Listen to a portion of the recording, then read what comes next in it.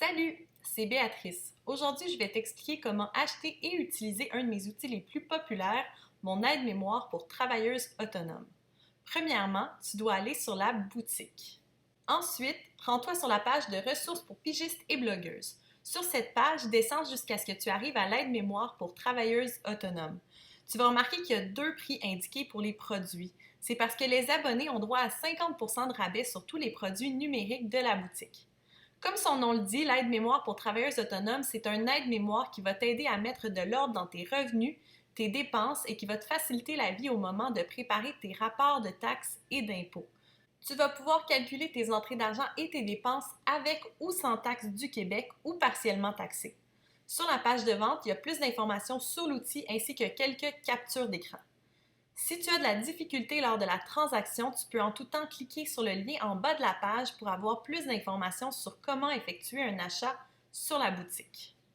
Si tu as besoin de plus d'informations, tu peux aussi consulter la politique d'achat de la boutique, la politique de vie privée ou la FAQ, la foire aux questions, qui va donner des réponses supplémentaires sur les produits offerts. Maintenant, je vais procéder à l'achat. Pour cette démonstration, je vais seulement acheter l'aide-mémoire pour travailleuses autonomes, mais tu peux continuer à magasiner et te procurer plusieurs articles en même temps si tu le désires. Je te rappelle que les abonnés ont 50% de rabais sur les produits numériques de la boutique. Si tu es abonné ou si tu as un code promo, tu peux l'indiquer ici. Même si l'outil est numérique, tu dois ajouter une adresse postale. C'est en fait lié à la facturation et au paiement par carte de crédit. Tu peux aussi payer par PayPal. Une fois tes informations personnelles indiquées, ça va être le moment d'entrer tes informations de crédit. Si tu as oublié d'ajouter un code promo, tu peux encore le faire ici. Tu peux aussi changer d'idée et plutôt payer par PayPal. Après quelques secondes, tu vas arriver sur une page où tu vas pouvoir télécharger l'outil.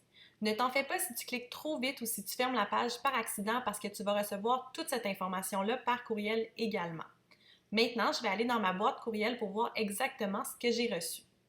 Dans ma boîte courriel, l'envoi semble un peu étrange parce que les envois automatisés sont faits de ma propre adresse courriel, mais je t'assure que lorsque tu vas faire un achat, les deux courriels vont bien venir de Boutique Béatrice. Je vais commencer en ouvrant la confirmation de commande. C'est un courriel tout simple qui te rappelle ce que tu as acheté ainsi que le coût. Le courriel qui nous intéresse, c'est ton achat comme tel. Le courriel que tu vas recevoir est vraiment très simple et inclut un lien de téléchargement. Si tu as des questions, j'ai inclus les liens vers la FAQ de la boutique, de l'abonnement et de l'année qui compte. Si la réponse à ta question ne s'y trouve pas, n'hésite pas à m'écrire et à répondre au courriel. Ça va vraiment me faire plaisir de t'aider à utiliser l'outil. En cliquant sur le lien de téléchargement, tu vas arriver à une page où tu peux télécharger le fichier zip qui contient l'outil. Clique sur Download Now, puis l'outil va se trouver instantanément dans tes téléchargements. Moi, j'utilise Mac qui dézippe les fichiers automatiquement. Si tu es sur PC, tu pourrais avoir à utiliser un logiciel pour dézipper le dossier et avoir accès à ce qui se trouve à l'intérieur. Je te suggère de télécharger cet outil à l'ordinateur pour l'utiliser avec Excel. Maintenant, je vais aller dans mes téléchargements pour voir ce qui se trouve dans le dossier. Tu vas recevoir l'aide-mémoire ainsi que des instructions pour bien comprendre comment utiliser le fichier. Je vais commencer en ouvrant celle-ci. Il s'agit en fait d'un PDF de quelques pages qui va te donner des informations très importantes pour utiliser l'outil à son plein potentiel. Maintenant, je vais ouvrir l'aide-mémoire comme telle. Lorsque tu vas l'ouvrir, tu vas arriver sur une page d'instruction avec quelques informations pratiques. Contrairement à mes autres outils, celui-ci n'a pas d'exemple. Il y a plutôt une ligne d'exemple dans deux des onglets, puis le reste des informations se trouve dans les instructions. Je vais commencer en te présentant les onglets Entrée d'argent et répartition des revenus qui sont liés.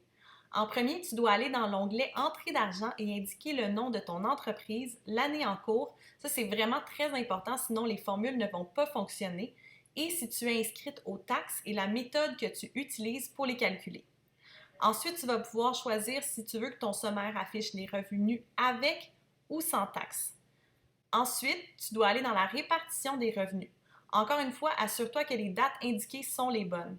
Tu peux afficher le sommaire pour l'année au complet ou isoler des dates en particulier ou un trimestre si tu as besoin de certaines informations précises.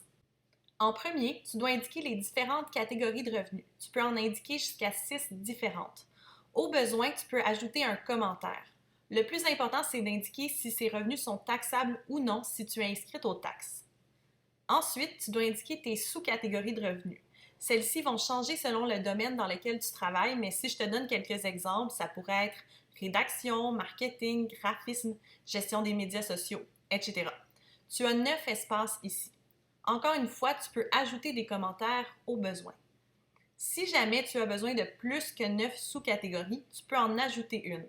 Choisis l'espace par-dessus Autre 8, fais un clic droit et choisis Insertion. Ensuite, souligne et copie les données et colle-les dans la nouvelle ligne. Je vais nommer cette nouvelle sous-catégorie Rédaction. Si tu veux confirmer que ça a bien fonctionné, double-clique le 100% sous Répartition et assure-toi que le calcul prend bien en considération toutes les lignes. Les dernières données à indiquer dans cet onglet sont les noms de tes clients. Tu as 20 lignes. Si tu en as besoin de plus, tu peux utiliser la même technique qu'expliquée plus tôt pour en ajouter. Maintenant, je vais retourner dans l'onglet Entrée d'argent pour t'expliquer comment l'utiliser. Tu vas voir qu'il y a une ligne Exemple. Tu peux la supprimer pour commencer à indiquer tes données. Je vais indiquer que j'ai des revenus taxés en rédaction pour un client 1 au montant de 450 $. Les colonnes taxables, TPS et TVQ et le total vont se remplir automatiquement. Ensuite, je vais indiquer le numéro de facture et la date de facturation. Pour la date de facturation, je peux simplement écrire 5 mai et l'outil va ajouter l'année en cours et formater la case correctement.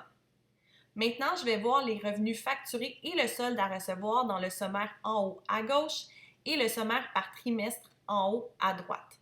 Si j'ajoute la date de paiement, le tout va être mis à jour automatiquement et le solde à recevoir va devenir 0. Je vais donner un deuxième exemple. Disons que c'est des revenus non taxés en consultation pour le client 2. Montant de 2 500 $, facture 2, date de facturation 5 mai. Mais là, le client a seulement payé 750 $ le 5 mai. Je vais donc écrire la date de paiement, 5 mai, mais je vais écraser la formule dans montant de paiement. Je vais donc voir qu'il reste un solde à recevoir. Je peux ensuite m'écrire une note, par exemple, va payer le reste le 6 juillet. Ce que j'ai donné, c'est vraiment des exemples, donc ça pourrait être vraiment varié. C'est très rare qu'on reçoit le paiement le jour même de la date de facturation, on s'entend. Au besoin, tu peux trier l'information grâce aux flèches. Par exemple, si tu veux voir uniquement tes revenus taxés ou si tu veux voir tes revenus par ordre de facturation.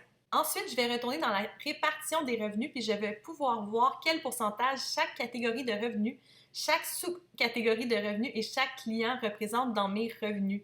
C'est super pratique pour pouvoir faire des analyses en fin d'année pour voir si tu dois plus diversifier tes sources de revenus.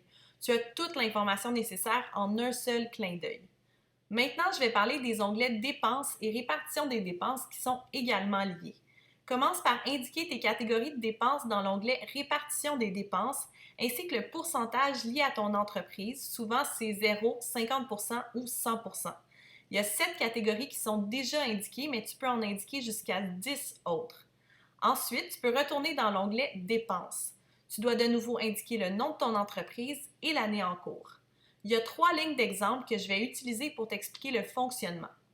Premièrement, tu dois indiquer la date et la catégorie. En entrant la catégorie de dépenses, la colonne pourcentage déduction va se remplir seule selon l'information que tu as indiquée à l'onglet précédent. Le détail serait par exemple le nom de la compagnie avec qui tu as fait affaire, ton numéro de facture ou tout autre justificatif qui va t'aider à savoir exactement ce qu'est cette dépense-là. Cette information, c'est pour toi et pour ta comptable. Ensuite, tu peux indiquer la récurrence. C'est facultatif, mais je trouve ça super pratique. Perso, parce que oui, j'utilise cette aide-mémoire pour ma propre entreprise, après avoir utilisé le fichier pendant 1 an puis rempli la récurrence, j'ai identifié toutes les dépenses hebdomadaires, mensuelles et annuelles puis je les ai indiquées dans un document vierge en changeant la date pour le mois et en soulignant la cellule en jaune puis en soulignant en jaune le montant. De cette façon-là, je m'assure de ne pas oublier de dépenses quand je les indique dans le fichier. Bien sûr, il y a certaines dépenses, même des récurrentes, qui vont changer à chaque année, mais ça donne une bonne base. Maintenant, c'est ce fichier vierge que je vais utiliser à chaque début d'année, puis ça me sauve vraiment beaucoup de temps. Si je retourne à l'aide-mémoire, tu dois ensuite indiquer le montant total avec des taxes, s'il y en a. Ensuite, tu dois choisir s'il y a les 2 taxes, juste la TPS, juste la TVQ ou aucune taxe. Finalement, tu dois choisir si c'est une dépense d'entreprise ou personnelle. Les dépenses personnelles servent aux impôts, mais pas aux taxes. Les colonnes dépenses admissibles entreprises, CTI et RTI vont se calculer automatiquement selon le pourcentage de déduction et la méthode de calcul des taxes que tu as sélectionnées.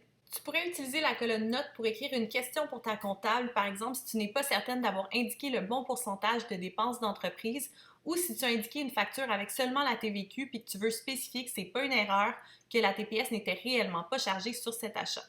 Tu as 300 lignes pour tes dépenses. Si tu en as besoin de plus, tu dois le faire avant la dernière ligne avec la même méthode expliquée plus tôt. Clic droit, insertion, copier, coller. Je te suggère de copier-coller toute la ligne parce qu'il y a des drop-downs dans la catégorie de dépenses et dans la récurrence. Si je retourne dans la répartition des dépenses, tu vas voir plusieurs informations pratiques. Premièrement, tu peux voir la répartition de tes dépenses pour voir où tu dépenses le plus d'argent dans une année. Ensuite, tu vas pouvoir voir les montants de CTI et de RTI par catégorie, par mois, par trimestre et par année. Tu vas avoir vraiment toute l'information nécessaire en main pour faire tes rapports de taxes puis même tes impôts. Je te rappelle que c'est une bonne idée de consulter une comptable si tu n'es pas certaine de la façon de facturer un client, surtout à l'étranger. Vaut mieux être trop prudente que pas assez. Aussi, selon ta situation, tu vas peut-être avoir besoin de plus de données pour compléter tes rapports de taxes ou d'impôts. Tout ça fait le tour de l'aide-mémoire pour travailleurs autonomes. J'espère que cette vidéo a répondu à tes questions. Je te rappelle que je suis disponible pour répondre à tes questions si tu en as, alors n'hésite pas à m'écrire. À bientôt!